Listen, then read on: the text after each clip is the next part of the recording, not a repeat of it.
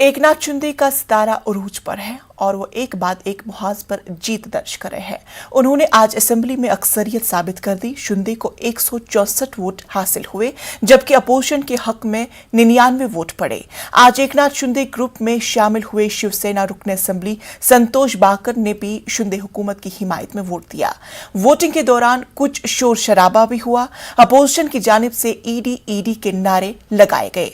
जराये के मुताबिक कांग्रेस लीडर कैलाश गोरंट्याल ने कहा है कि सियासत में पहले साम दाव दंड भेद जरूरी था, लेकिन अब ईडी, सीबीआई और गवर्नर जरूरी है, जिस पर शिंदे ग्रुप ने एतराज भी जताया। वोटिंग के अमल में महाविकास अघाड़ी के 8 अरकान असेंबली शामिल नहीं हो सके। उनमें 7 का ताल्लुक कांग्रेस से है, जबकि समाजवादी पार्टी रुकन असेंबली अबू आसिम आजमी और रईस शेख ने किसी को वोट नहीं दिए।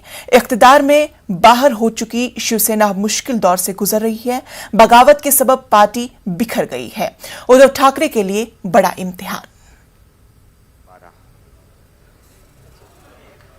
दादाजी दगडू भुसे 13, संदीपान आसाराम भुमरे 14,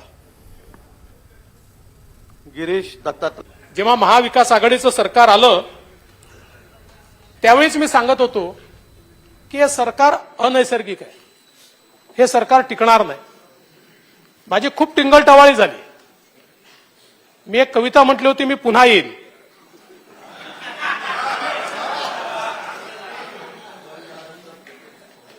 त्याच्यावर माझी खूप टिंगलटवाळी अनेकांनी केली, पण मी आलो आणि यांनाही घेऊन आलो, एकटा नाही आलो, यांना सोबत घेऊन आलो। आणि अध्यक्ष महोदय, ज्यांनी टिंगलटवाळी केली, ज्यांनी अपमान केला, त्यांचा मी बदला घेणार आहे। आणि माझा बदला एवढाच आहे की मी त्यांना माफ केलं। राजकारणामध्ये अशा गोष्टी मनावर घ्यायच्या नसतात। हर एक का मौका आता है।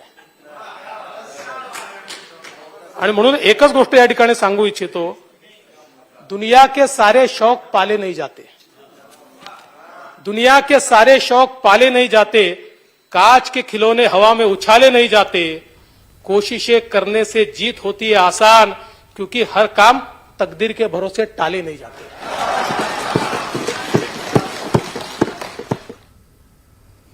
असेंबली में एक